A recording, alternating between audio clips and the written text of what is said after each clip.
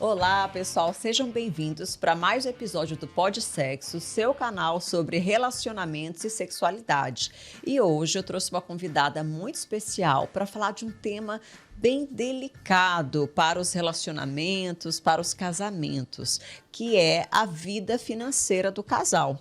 Depois do sexo, a vida financeira é um dos assuntos mais delicados, onde as pessoas se sentem mais vulneráveis para conversar a respeito e trazem muitos embates, né? Então, para isso, não tinha como não chamar a querida Kinara Falcão, formada em administração pelo FRN, né, pós-graduada em finanças, atuando aí há mais de 9 anos no mercado profissional com planejamento financeiro, né, Kinara, e familiar. Hoje a gente vai dar um foco, que é o objetivo do canal, falar sobre sexualidade, a gente vai dar um foco para os casais, né, porque eu observo o quanto isso é delicado, inclusive conheci Kinara primeiro por nome, através dos casais que eu atendo. E como eles iam para a consultoria financeira com ela, e isso dava muito pano para manga, esse assunto acabava, né, chegando na terapia para a gente dar continuidade a esse trabalho.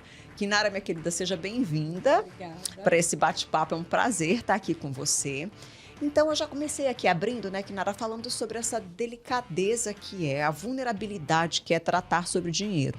Na minha percepção, enquanto terapeuta de casais e de família, eu sinto que o dinheiro ele tem algo que extrapola o significado físico dele. Sim. Tem uma série de crenças, de valores, de cultura familiar envolvida, né? E quando um casal se une, a gente sabe que eles trazem essas crenças, valores e culturas lá das suas famílias de origem para junto desse meiozinho agora, cada um com suas bagagens, né? E essas bagagens não são só referentes a comportamentos cotidianos, mas também comportamentos financeiros. E aí eu queria que você falasse para mim um pouquinho, né, dessa tua experiência, como é que você está sentindo no trabalho específico com casais, quais são os desafios que você encontra?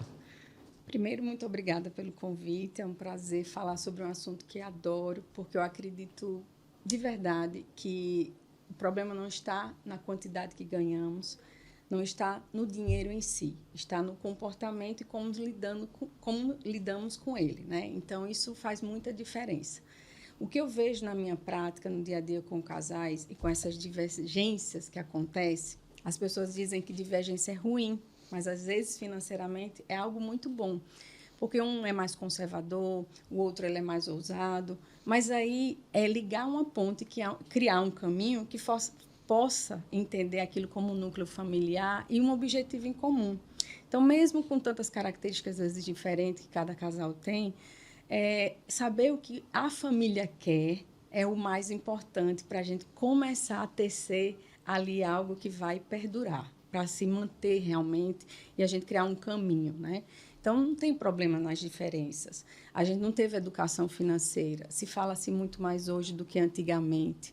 Então, hoje, o que eu diria para você, como assim, algo bem simples, o início, o ponto de partida é enxergar nos dois, não respeitar as individualidades, que eu digo sempre que casamento é 1 mais 1 igual a 3. Antes de sermos nós, a gente tem que respeitar as individualidades de cada um, o medo, os receios. Vou dar até um exemplozinho de um casal recentemente que eu atendi, achei tão lindo o que aconteceu. Os medos, os receios. E também aí chegar num determinado momento e encaminhar. O que a gente pode fazer para que os dois caminhem juntos, mas seja genuíno naquele objetivo em comum? Citando o exemplo que eu ia dar do casal, que eu achei muito bonito, por quê? Porque existem técnicas e estratégias de fazer um caminho. Pode-se fazer gestões separadas, pensando juntos, como pode fazer gestões juntas e trabalhando juntos também, ali na mão na obra mesmo, fazendo tudo muito juntinho. Pode ser feito de uma forma muito juntinho, como um junto separado. Dá para entender assim? Pronto. E a ideia é fazer o máximo possível de um estreitamento, uma união entre o que se está sendo construído. E na minha sugestão ali para os dois, foi algo muito íntimo, porque eles tinham isso como um perfil direto, mas ela se incomodava com uma coisa. Na divisão ali dos custos variáveis, eles estavam dividindo tudo junto, e ela ficava inibida de gastar porque achava que ali estaria tirando da família dela, dos filhos, E ela pediu intimamente que ela tivesse como se fosse uma mesada ali, uma coisa íntima dela. O que eu achei mais bonito foi ele perceber isso e deixar e definir os dois aquilo como um valor íntimo dela. Tá tudo bem, faz parte também. É um respeito sobre a forma que ela pensa, né? Então, assim, eles conseguiram trabalhar juntos, estão trabalhando juntos, estão fazendo as coisas acontecer, mas aquele ponto é um ponto íntimo dela. Só que no início a gente não percebia assim, o caminho era para que fosse tudo muito lindo, transparente e pudesse fazer tudo junto. Mas eu achei lindo esse detalhe. O respeito à individualidade, né? Exatamente. Então, assim, eu até estou com um roteiro de algumas coisas que tiveram algumas perguntas para a gente, mas acho que isso que você traz, esse exemplo, deixa um gancho para a pergunta que surgiu aqui. Sim. A pergunta é a seguinte: eu ganho mais do que ele, do que o marido, e contribuo muito mais financeiramente. Digo sempre que o dinheiro é nosso e não me importa em ganhar mais. O que me incomoda é quando ele quer ter gastos com ele na mesma proporção que eu ganho, não na proporção do que ele ganha. Nesses momentos, o dinheiro tem que ser nosso também? Eu não acho isso justo. Tá. E aí, Kinara, qual a sua percepção, né? Quem está vendo que é uma mulher, que acho que isso já traz, às vezes, uma desconstrução, né? Porque a gente está observando que tem muitas mulheres como provedoras de famílias, não só as mães solos, mas também nos relacionamentos com o homem.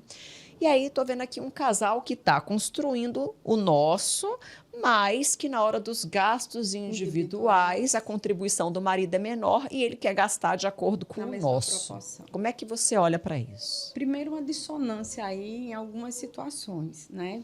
É um olhar para trás primeiro sobre como essa relação foi construída financeiramente.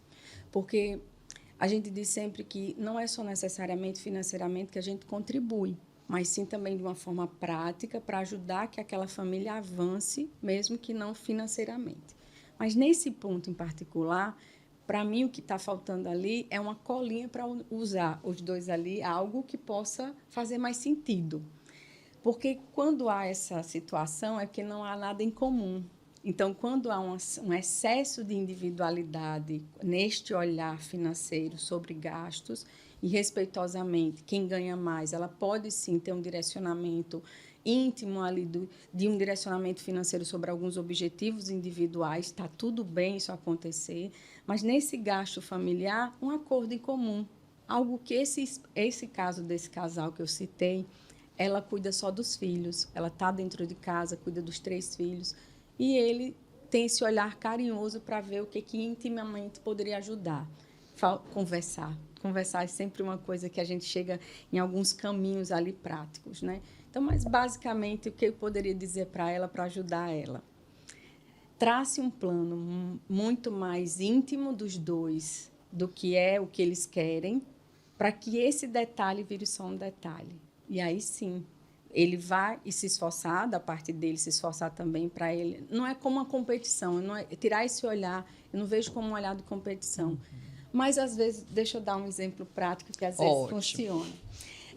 Quando a gente está estruturando, e eu tenho uma ferramenta que eu uso, que é a ferramenta de gestão dos variáveis, eu chamo um item lá, eu chamo balde do luxo. Esse balde do luxo, que é incomum para os dois trabalharem juntos, se houver sobras, eles podem escolher momentos diferentes para cada um. Então, por exemplo, um jeito mais amigável e carinhoso de lidar é: sobrou alguma coisa desse balde do luxo? Pergunta primeiro para aquela pessoa que está precisando, o que ela quer, e aí vocês podem revezar ali um momento, a pessoa escolhe, apoia o outro depois. Digo isso, por exemplo, meu marido, que morou 3 anos na Europa, e vivemos durante esses 3 anos situações de orçamentos no Brasil e lá. E, às vezes, chegava o final do mês, eu queria comprar algo específico, eu perguntava: você está precisando de algo? Porque aquele dinheiro eu tratava, e nós tratamos como nosso.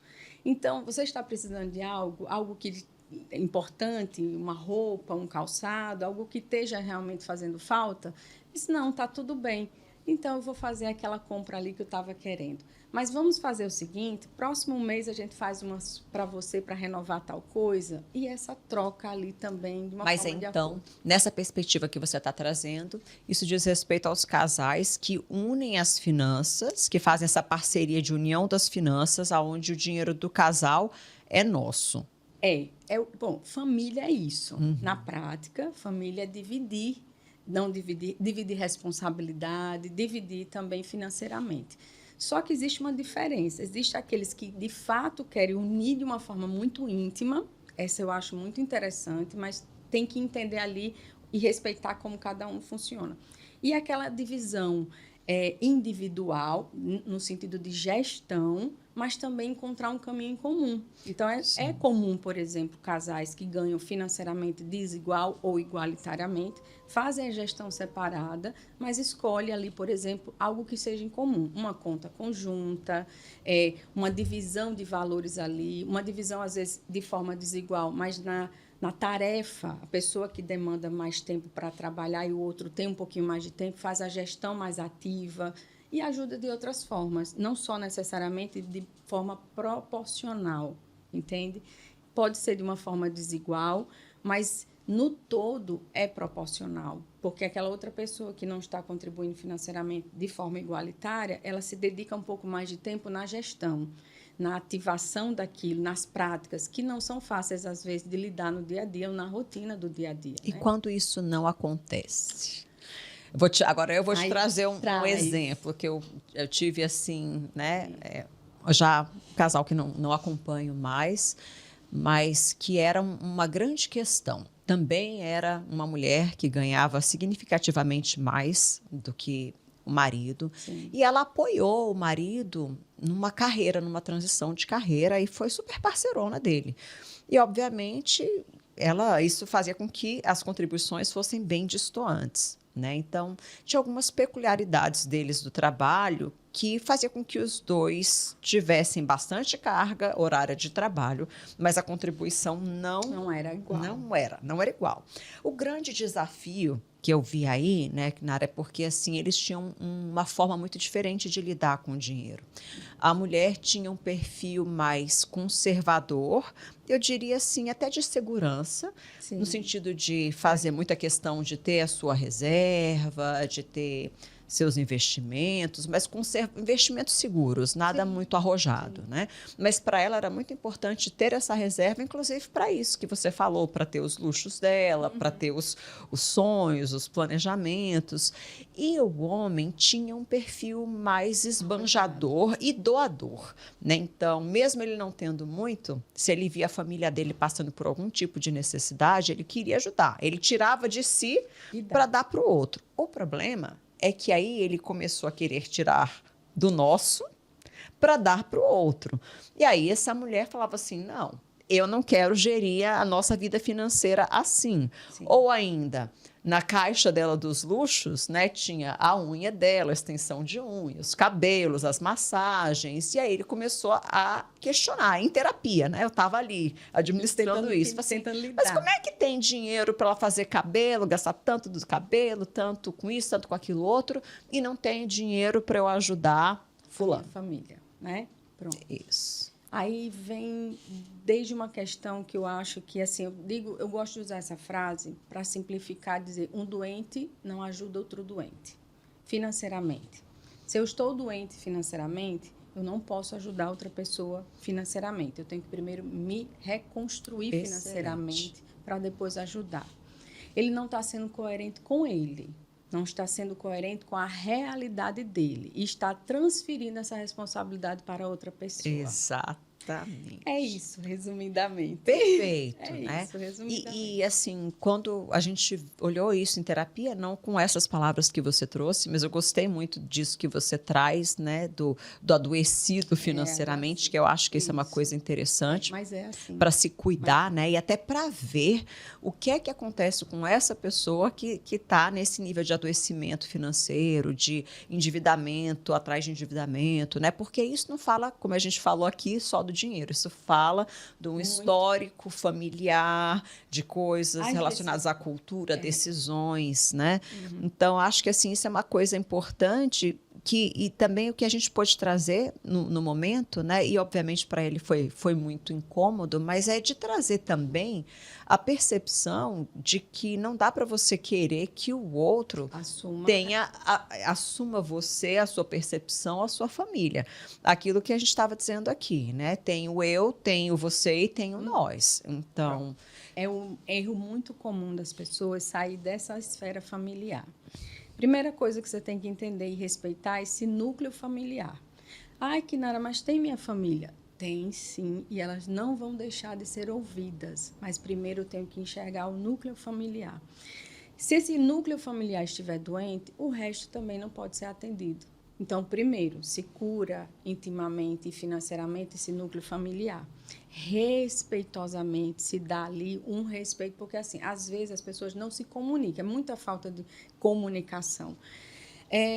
E gera cobrança. Você, assim, não se comunica corretamente, não diz para ele o que você quer, e aí gera, no final, aquela cobrança de achar que tem direito. De achar que tem direito. Então, assim, saiu dessa esfera familiar de núcleo, aí a coisa já muda totalmente de figura. Você tem obrigação? Não, você não tem obrigação de ajudar. Você tem, sim, de ajudar. As pessoas pensam que financeiramente só te ajuda um outro doente financeiramente. Pelo contrário, eu diria que é como se desse droga para um drogado. Quem está com problemas financeiros, é aí que a gente quer fugir da responsabilidade. É fácil chegar e socorrer financeiramente, mas é difícil ir lá ao viés do problema e ajudar aonde o problema existe. Mas aí a gente se esbarra, às vezes, com outras situações, que o outro não quer ser ajudado. E aí é onde também mora aquela situação de impotência. Sim. Eu quero ajudar, mas a outra pessoa não quer ser ajudada. E o que a gente faz? Nada. Porque a gente tem que entender os nossos próprios limites, de saber que eu não consigo mudar ninguém. Então, se a outra pessoa não quer ser ajudada e ajudar financeiramente, não é dar dinheiro. É ajudar no âmbito de como aquela pessoa chegou ali naquela situação. É muito mais profundo. Pronto, dívidas é um protocolo à parte do que se é feito no normal. Por quê? Porque a gente tem que tentar entender a causa que gerou aquela dívida. Porque todo mundo olha para a dívida como se fosse o problema, mas não é o problema. É um sintoma, né? É um sintoma, é. Eu tive um caso muito bem antigo, logo no início, e é por isso que o seu trabalho é tão importante. E eu digo, como é bonito ver as pessoas terapeutizadas, porque são outros níveis. E aí, assim, essa pessoa linda, bem-sucedida, tem uma carreira muito bonita. E ele chegou para mim, tinha acabado de separar. Na verdade, fazia um ano que ele havia se separado. Nesse período, ele descontou todas as suas frustrações no consumo. E ele consumiu de uma forma tão exagerada que se transformou um consumista compulsivo. E aí eu disse para ele, olha, eu apresentei tudo, ele disse, vejo todo sentido em fazer tudo que você está me mostrando. Eu disse, eu não posso lhe ajudar, porque aí vai esbarrar numa questão muito mais íntima sua, que o que eu vou lhe dar de informações técnicas, você vai se sabotar. Porque o que é ligar esse seu racional para tomar essas práticas diante de uma frustração que você tem. Vamos fazer o seguinte, você estava sem dormir, ele estava até sem dormir, procura a ajuda de um médico para você ser medicado, um psiquiatra, procura um terapeuta para poder tratar essas dores, porque você está descontando todas as suas frustrações no dinheiro. E ele me ouviu. Que bom que ele me ouviu. Que maravilha. 6 meses depois, ele voltou muito mais fortalecido diante daquilo que ele estava começando a enxergar como real problema, e com a ajuda também que eu dei dele, veio pontuar quais são os problemas que ele estava tendo e os gatilhos que aquilo desenvolvia. E eu dizia, agora leva esse problema para a sua terapeuta, porque eu não sei usar as ferramentas, porque eu não sou terapeuta. No máximo, assim, uma terapeuta financeira, muito menos, assim, eu diria sempre assim, é porque alguns clientes me falam, você é uma terapeuta financeira. Pode me chamar de terapeuta financeira, porque eu acredito no comportamento, na mudança do comportamento. E aí ele chegou para mim, e anos depois eu me encontrei com ele, ele disse, estou fazendo psicologia, isso mudou tanto a minha vida, que quando eu me aposentar, eu quero poder praticar ou ajudar outras pessoas. é esse reconhecimento que às vezes fica tão difícil de encarar e querer aceitar. Mas veja que fantástico isso que você traz, né? Porque, na verdade, a gente está observando que trabalhar com educação financeira e orientação financeira dos casais e das pessoas Sim. vai mexendo com todas as esferas da vida, né? Esse lugar do dinheiro e de tudo que há por trás dele, que, na verdade, tem afetos também, né? Dificuldades pessoais. A gente descarrega muito Descarrego, né? Você afeto ficou no falando isso, eu fiquei dinheiro. pensando nas pessoas que têm também nesse lugar com a comida. Sim, é a Que mesma acaba, coisa. assim, a mesma utilização coisa. de uma válvula de escape, né? E quem tem Exatamente. dinheiro vai no dinheiro. E às vezes quem nem tem dinheiro vai no dinheiro, né? O E que é pior o dinheiro ainda. não perdoa, né? Eu digo que o dinheiro não aceita desaforo. Então, assim, não seja desaforado com o dinheiro, porque gera consequências, muitas consequências. E, assim, consequências e frustrações. Porque você acha que por que eu ganho a mesma coisa que aquela outra pessoa? As pessoas gostam de se comparar. Seja sua régua. Vamos começar a mudar a ser sua régua, ao invés de olhar para o outro dessa forma, porque cada um o olhar da grama do vizinho, né? E é muito comum as pessoas se compararem para poder ter dentro de si os seus próprios parâmetros. E aí, quando chega comigo, eles vão se deparar com eles mesmos. E aí é como chegar e se enxergar. Não vamos olhar para ninguém, mas para as suas necessidades e realidades, porque só elas é que vão mostrar o caminho que a gente precisa seguir. Então, é por isso que eu acho tão importante esse trabalho terapêutico junto com as finanças. E fico muito feliz quando os meus, tanto os casais como os individuais, eles estão juntos. Eu preparo um relatório comportamental, eu digo, vá, compartilhe com o seu terapeuta para ver o que vocês podem trabalhar e o que melhorar, porque são pontos, às vezes, ali que vêm do ambiente mais familiar. E aí a gente trata aquilo dali de uma forma mais pragmática também, porque eu ajudo com estratégias, mas essas estratégias não curadas ali, vai no fundo, não dá certo depois, né? Ou volta. É como tecnicamente, financeiramente, quem está endividado, é fácil resolver. Como assim, Kinara? Pera que eu explico.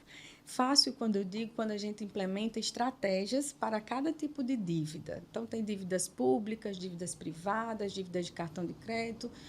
Mas o que é difícil no endividado? É um passo atrás para entender o que levou a chegar aquilo dali. E às vezes demora 2, 3 sessões para ele chegar só para reconhecer. Depois que ele reconhece que aquilo foi a real causa de gerar todos aqueles problemas, ele não volta mais. Então, se chegar só apenas com a solução, vai voltar ao mesmo problema. Porque é como se fosse a droga para o drogado, né? Então, assim, vai voltar para o mesmo problema. A solução está na causa, a gente descobrir essa causa e tratá-la. Aí, às vezes, me limita no meu trabalho e vem o seu aí complementando, tratando as causas. Aí eu ajudo, tem um problema, vamos estudar mais a fundo esse problema. Enquanto isso, eu vou tentando tecnicamente auxiliar na parte prática financeira.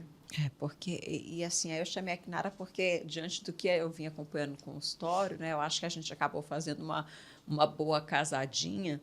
Interessante como a gente via, né, os casos, e a gente trocou algumas ideias. A gente foi observando um quanto de questões comportamentais arraigadas lá na família de origem de cada um dos casais traziam esse funcionamento, eu diria assim, até disfuncional da gestão do dinheiro, né?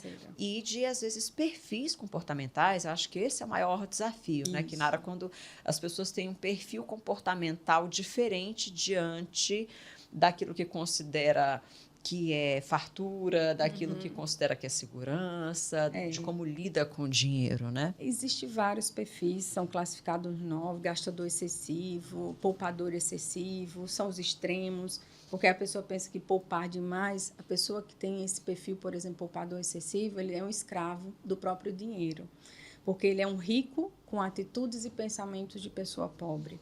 E ele não consegue, é sofrido gastar. Esses extremos são perigosos e dolorosos.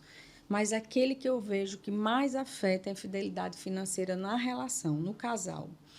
Porque a infidelidade financeira é nas mínimas coisas, naquele gastar de leve ali, mas é meu ali, tá tudo bem, não tem problema. Por isso que a gente tem que tratar um pouco da intimidade, saber se aquela pessoa tem a necessidade de ter uma mesada, como se fosse uma mesada para o casal. Para ser justa, pode ser feito algo de forma igualitária, uma mesada, isso quando se pensa no casal, aquele que escolheu como caminho, caminharem de uma forma muito íntima e junta.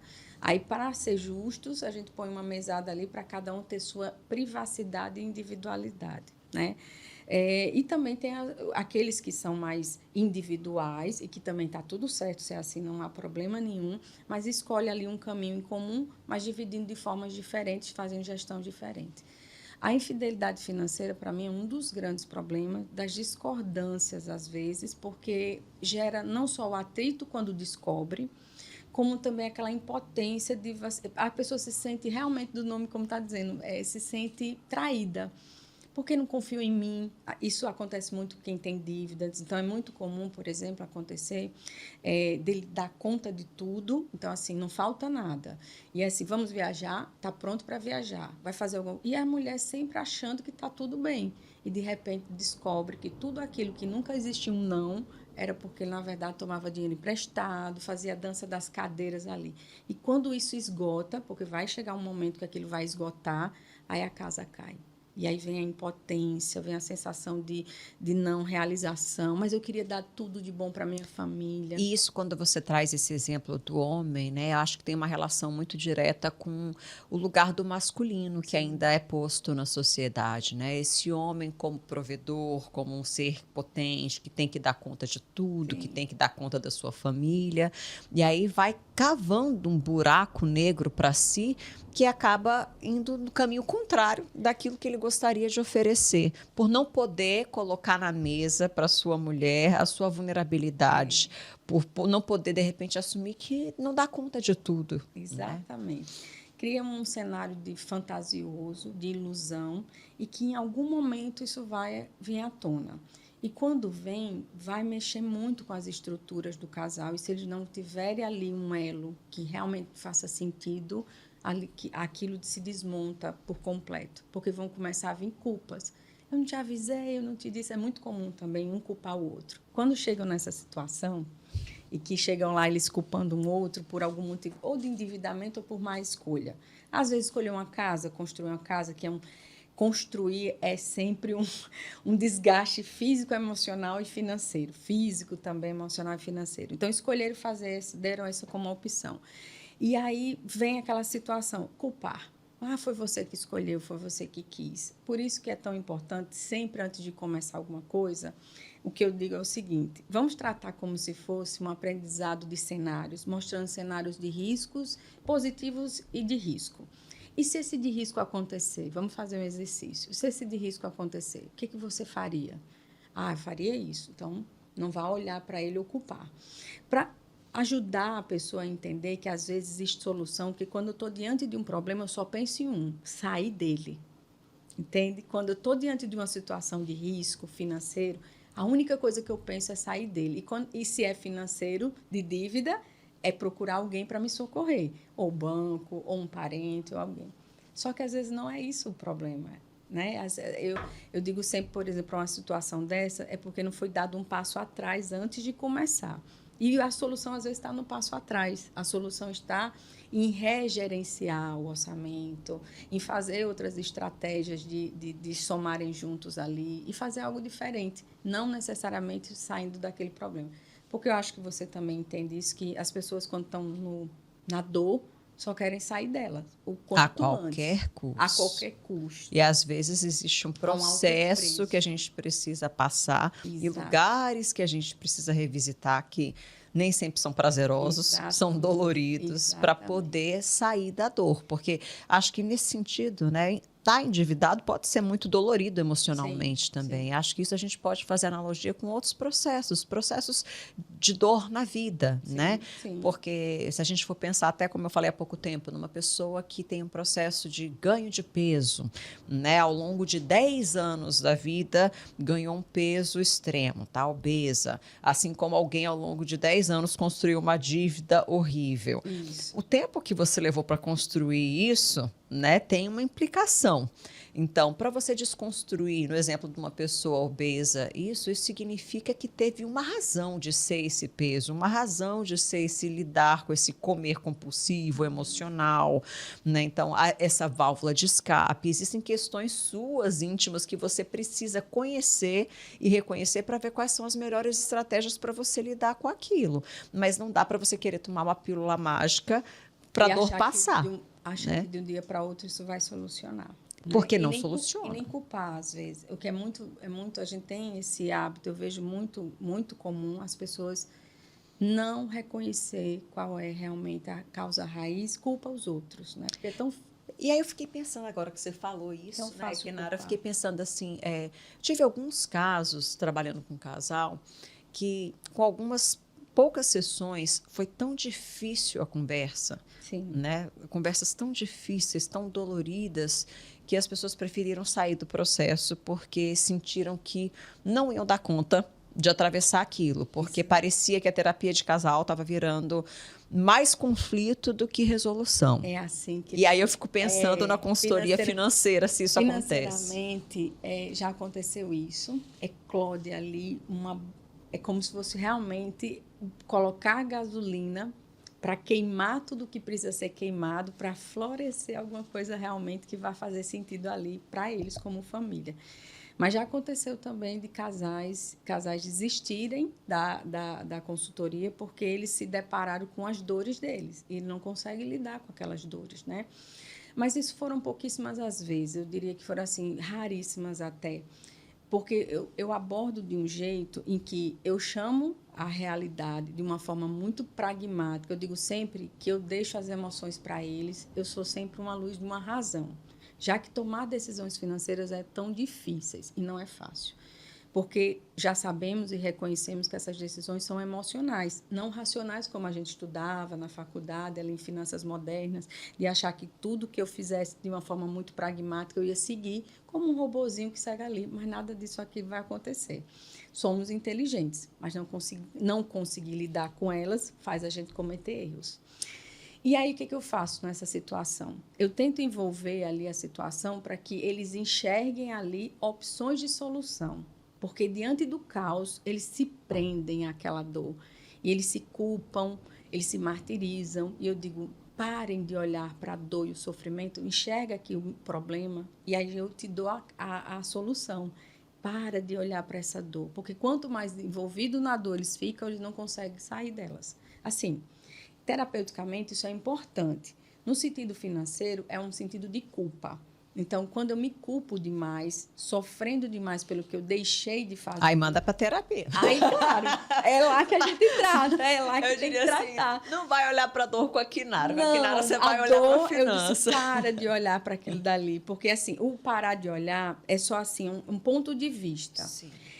Porque se eu foco demais naquele sentimento de incompetência, porque eu lido com pessoas muito inteligentes, pessoas habilidosas no que faz como profissão.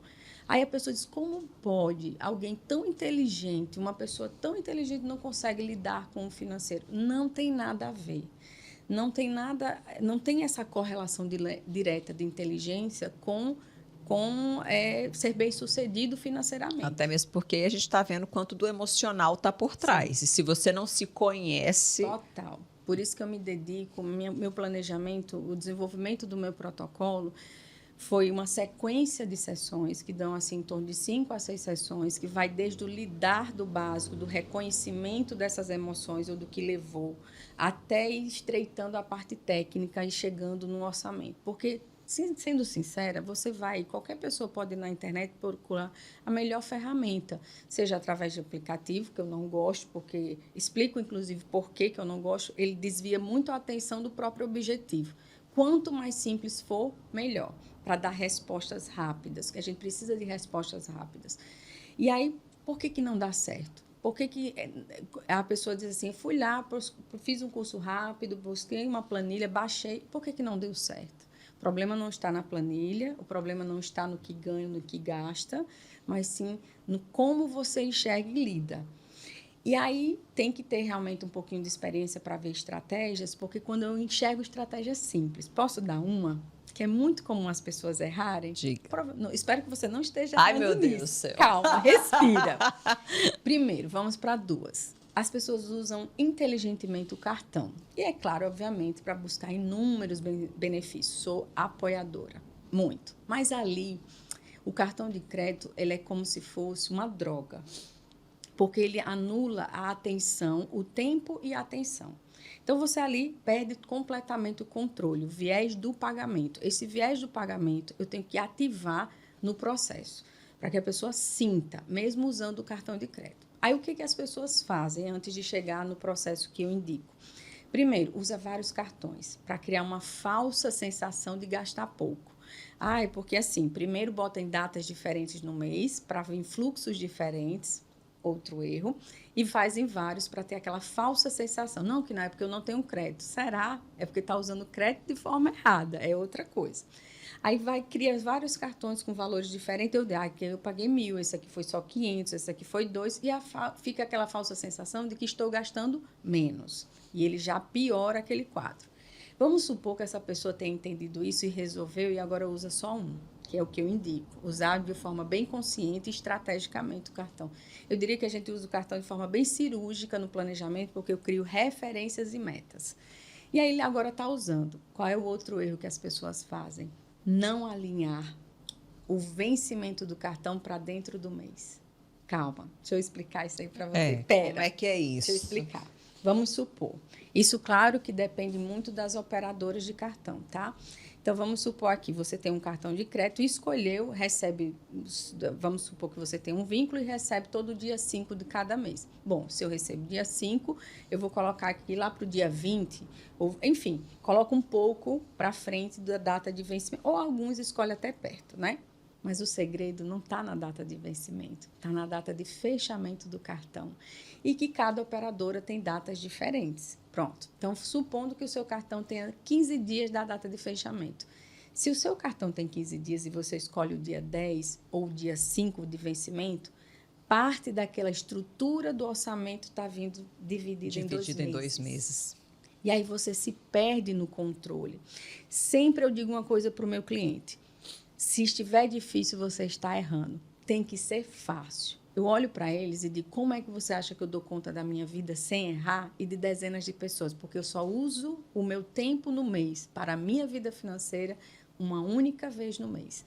Eu alinho tudo o que eu preciso da forma prática e direta, pagamentos, gestão, porque eu já sei objetivos, já sei tudo, numa única vez no mês. Depois disso, deleto, ligo meu modo investidor e só faço meus investimentos e cuido das outras pessoas.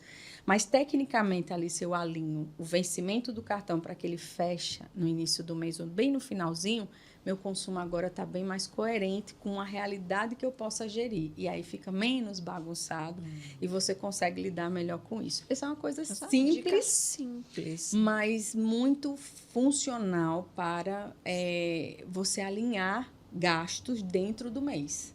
Porque imagina, se você tem um vencimento que ele quebra um pedaço do mês com o outro, tudo que eu consumo vem para o outro vencimento, ainda vem para um outro. Aí você, será que... Peraí, eu parcelei... E aí vem os hábitos do parcelamento. Do parcelamento, de não acompanhar esse parcelamento. Aí eu digo assim, olha, você sabe a história do parcelamento, como surgiu no Brasil? Não. Não? Pronto. Aí tinha que ser uma invenção judia, que eles são maravilhosos para criar essas coisas. O dono da Casas Bahias é um judeu que veio lá no finalzinho da década de 50 para o interior de São Paulo. E ele vendia o crediário. Eu já ouvi falar do crediário do interior, aqueles porta em porta. Foi ele que criou o crediário. Porque se percebe que as pessoas, quando se parcela, elas aumentam o consumo, mas durante um tempo curto. Porque aquilo vai criando camadas fixas de coincidências de parcelas, que vai chegar um momento que você não tem mais limites. E é assim que ele viu que ele ganharia muito mais dinheiro dessa forma, parcelando do que à E vista. lascando a vida das Ai, que nada. pessoas. Quer dizer que você nunca parcela nada? Sim e não. Depende. E aí, isso é um exercício muito interessante para a gente fazer no orçamento, porque na prática você tem que criar regras para o que você quer como objetivo. Então, se eu quero uma aposentadoria de um certo valor, comprar uma casa ou um carro, isso tem que ser mais importante do que esse consumo simples e fácil. Só que aí vem uma outra reflexão que eu gosto de fazer. O que adianta eu poupar para o futuro se eu não estou vivendo um presente bem vivido? Se eu fico me limitando, às vezes, nesse consumo? Então, nesse sentido, Kinara, o que é que você daria, por exemplo, de dica para um casal com filhos, né? Porque a gente sabe que os casais com filhos, eu percebo que é uma das épocas, filhos assim de criança, adolescente, antes deles pegarem o rumo deles, é uma das épocas que a família tem um maior investimento financeiro ali, né? Porque é escola, é material, depois da adolescência começa o lazer dos filhos e roupas e passeios. Eu agora estou com os meus crescendo, toda semana tem uma festa de aniversário. Eu falei assim, meu Deus do céu. Eles têm mesada? Ainda não. Pronto, isso aí talvez seja onde mora. Vamos para uma dica aí, a parte educativa financeira, né? O primeiro erro das pessoas, ou como nossos pais viam essa situação. Tire nota boa na escola, vou falar dos pequenininhos, são fases. Você tem tipos de educações que você dá financeiramente para cada fase seus filhos estão em qual fase? 7 e 10. Pronto. Ótimo. Uma excelente idade para se implementar algumas práticas. Por exemplo, de 7 anos. O de 7 anos com mesada, ele tem que fazer a gestão para fazer escolhas das saídas dele. Então, pronto. Nunca de forma compensativa. Tire nota boa, seja bom aluno, obedeça a seus pais. Não, não é isso. É explicar que aquilo dali é como se fosse um salário. Inclusive, eu até digo, tira ali o imposto, porque ele precisa sentir que a gente tem esta obrigação na vida e na morte dessa contribuição. E não só aqui no Brasil, mas em todos os lugares são assim. Então, ele precisa ter a consciência social. Então, eu tenho uma mesada, ainda digo, tira uma parcelazinha do imposto para eles sentir como assim? Eles vão questionar. E é bom que vocês usem toda a prática para explicar o que é isso. Então, é um exercício para ajudar a consciência social. E aí, sem usar os vieses da frustração de nós adultos temos com o que nós conhecemos, né? Tipo, não gostamos do direcionamento que os impostos levam. Não é para esse sentido, é um sentido educativo mesmo. E aí, o que eu dou e vejo como resultado é que quando se pratica de forma correta a mesada, ele faz uma gestão mais inteligente e demanda menos dos pais. Ou seja, aprenda a consumir e também a poupar da sua mesada para fazer aquilo que você quer, porque nem sempre eu estarei com dinheiro para lhe ajudar, para aquela saidinha ou para o que você quer. Então, use de uma forma comedida.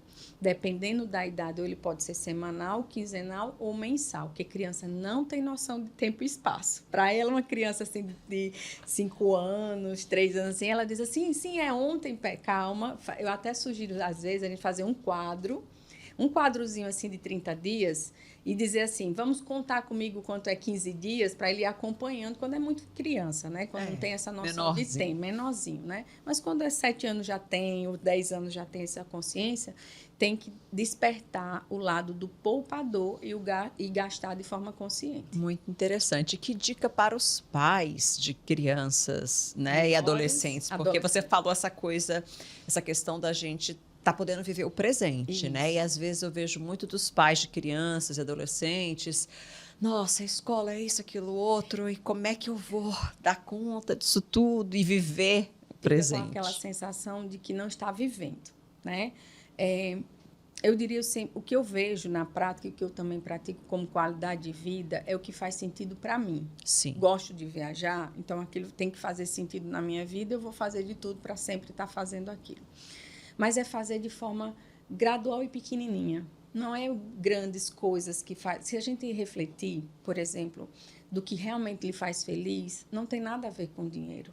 Tem a ver com emoções muito mais íntimas nossas. Conexão, com amor. Com amor, com a conexão, com aquele... Quando você lembra assim, você lembra do momento. Mas não lembra, claro, o dinheiro tem o seu fator importante como ferramenta, mas a pessoa se ancora nele e não na... Você entende? A pessoa está ancorando suas emoções no dinheiro e não naquilo que realmente a faz feliz.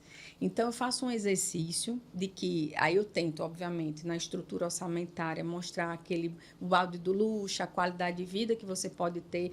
Às vezes, um desperdício que você faz pode gerar muito mais benefício em coisas que você, de fato, gosta. Por exemplo, nosso cérebro se acostuma com as assinaturas. E de tempos em tempos você tem que olhar para o seu cartão, que ninguém quer fazer isso. Por quê? Porque nós se sentimos como posse. Aquela assinatura que você faz, né, Netflix, e você vai acumulando, quando você pensa que não, você tem ali um mensal já significativo e que se você olha de um olhar mais enxuto para ali, você vê que poderia se desfazer de vários ou usar de forma inteligente um pacote familiar que já dá a Netflix, aí já deixa de assinar e vai fazendo substituições para que de fato sobre e você crie momentos de qualidade com muito pouco. Então, às vezes as pessoas dizem assim, mas o poupar para o futuro, me dê só R$ 30 que eu já te mostro o caminho que você vai ter a sua liberdade financeira, com pouco, com constância, com acrescente. E você tem que estar um presente bem vivido. Por isso que eu gosto de uma frase de um professor meu que dizia assim, viva ao máximo, com qualidade no presente e invista o mínimo necessário com eficiência para o futuro.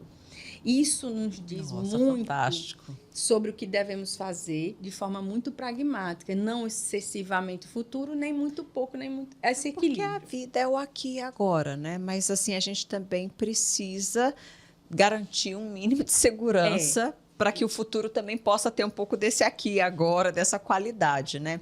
Kinara, tem uma pergunta que fizeram aqui para a gente nas redes sociais. Eu tenho uma percepção, e aí eu quero saber a sua, né? Sim. Perguntaram assim, por que é tão difícil para algumas pessoas falarem sobre seguro de vida, conversarem sobre seguros de vida?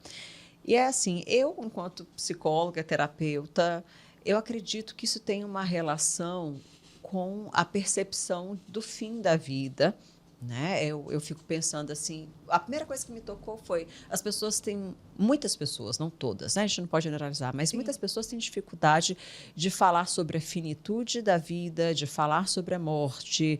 Algumas pessoas, já atendi pessoas que inclusive passam mal, têm crise de ansiedade só em pensar na possibilidade de morrerem ou de alguém da família morrer.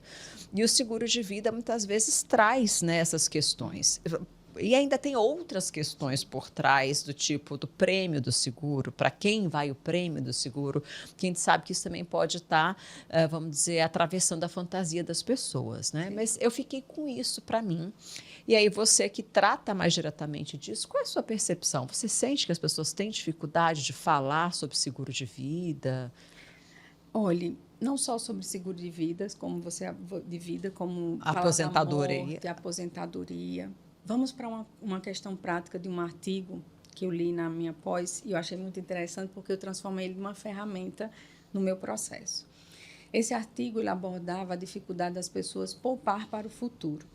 E na Europa, especificamente, onde foi desenvolvido esse artigo na Inglaterra, as pessoas não têm contribuições obrigatórias, como nós temos aqui, por diversos vínculos, o INSS. Lá era voluntária. E por que as pessoas aumentavam o preço? Já eu abordo a questão do seguro. Porque a pessoa aumentava o salário e não aumentava suas contribuições na mesma proporção. E aí eles fizeram um estudo para entender. A parte do nosso cérebro que liga para esse eu do futuro é um estranho. Então, qual é o prazer que você tem em dar dinheiro para um estranho? Zero, nenhum. Por isso que não faz sentido, isso é uma luta interna nossa. E o que foi que eu fiz? Trouxe esse eu para o presente. Eu preciso que a pessoa se reconheça, inclusive visualmente e cognitivamente, quem ela é. Aí eu criei essa ferramenta, porque uma das técnicas que eles usaram foi se ver velha. E aí aí você se vê, nessa minha ferramenta, eu abordo 3 pontos importantes. Você se vê, eu criei um texto para que, como se fosse esse eu do futuro falando com você, depois você faz o exercício de falar com ele e embaixo escreve o plano. Quando você cria planos claros embaixo, com valores, aonde fazer e o que fazer, aquilo virou algo material. E aquele exercício faz a pessoa se reconhecer. E quanto mais eu pratico, mais leve fica aquele poupar. Então, trazer mais para o palpável. Isso, então, você né? precisa se enxergar naquela idade. Aí o seu cérebro entende que aquilo é bom. E aí sair você dessa começa... coisa mais hipotética, né? Então não parece pode que às ser, vezes porque a parece muito aposentadoria, longe. a morte é algo que está sempre distante, né, da gente. Falando de gestão de risco, que o seguro é gestão de risco e a gente tem que olhar de uma forma muito pragmática, e eu sou muito pragmática na hora de indicar pontualmente seguros. Seguro ela é uma gestão de risco por um determinado tempo. Então, deixa eu falar de uma forma bem prática a parte técnica do risco. Por exemplo, você está naquela fase inicial da vida, precisa de uma proteção. O seguro vem para te proteger. Vamos supor que o cálculo seja de 1 milhão para cada um, por exemplo. Só que eu já tenho financeiramente investimentos meio milhão. Não faça de 1 milhão, faça de meio. À medida que seu patrimônio cresce, você pode fazer endosso de redução. Isso é a forma mais indicada que eu indico para fazer a gestão do seguro. Mas aí vem o outro lado. Kinara, mas se eu faço um seguro, parece que vou falar como o povo lá do interior, eu estou agorando, parece que eu estou desejando a morte. Aí é bom que lá na empresa eles batem na madeira. Eu falei, vou matar e ressuscitar você várias vezes para criar esse exercício do lidar. Eu perdi meu irmão aos 17 anos atrás, ele tinha 18 anos. E eu digo sempre que ele me inspirou e me ensinou mais na morte do que na vida dele. Porque ele me ensinou que nós somos breve, independente da idade. Ele era o mais novo da nossa família e foi o primeiro a ir. Isso faz de mim redobrar o cuidado e amor para quem eu amo. E aí eu faço tudo desde o início. Desde de compartilhar informações, dessa questão do seguro. Só que quando a gente perde alguém que ama e ele me dá esse seguro, parece que é um dinheiro mais amaldiçoado. Você se sente ali que aquilo dali foi em como se fosse o valor da vida da pessoa, e não é nunca o valor. E não é nunca. E aí é essa emoção que a gente precisa desvencilhar. A pessoa precisa amadurecer e entender que aquele seguro ele vem pontualmente para uma situação de sobrevivência daqueles que ficaram. Então, a gente cria uma... Aí, assim, o que acontece? O seguro vem, não é para enriquecimento, a pessoa pensa que é para enriquecimento, mas não é essa a finalidade. Vem e acaba consumindo ele como um dinheiro extra. E o que é extra, o nosso cérebro entende que eu posso gastar de qualquer forma, jeito. E aí? De qualquer jeito. Isso também é um viés que a gente tem que cuidar. O seu salário você trata com rigor, mas as férias ou o extra, ou um serviço extra, você pode bagunçar com ele ou gastar de qualquer forma. Mas dinheiro é dinheiro. Esse dinheiro é dinheiro, independente de quando veio a forma que chega. Veja quantos valores estão imbuídos, envolvidos no dinheiro. Kinara, querida, a gente está chegando ao fim da nossa conversa. Daria para explorar muito mais, né, pessoal? Assim, uma profissional maravilhosa, casais, individuais, quem estiver precisando do suporte, Kinara Falcão, a gente vai deixar aqui no YouTube o nome, o contato para vocês poderem fazer com ela, caso estejam precisando de mais iluminações aí, uma luz para sair, né, do fundo da caverna. Kinara tem todas as ferramentas para ajudar vocês. E se vocês tiverem dúvidas ou perguntas, deixem aqui nos comentários que eu encaminho para a Kinara, o que for da minha parte eu posso contribuir, né? Responder. E vamos trocando ideias. Quem não está inscrito ainda no canal, se inscreva, deixe o seu like, deixe sugestões de outras temáticas que vocês gostariam de ver dentro do tema de relacionamentos e sexualidade. Muito obrigada, pessoal. Obrigada, Kinara. Obrigada, minha querida. Foi um prazer estar com você hoje. E, assim, é muito prazeroso falar sobre esse assunto e contribuir um pouquinho com você e com o seu público. Muito obrigada. Obrigada.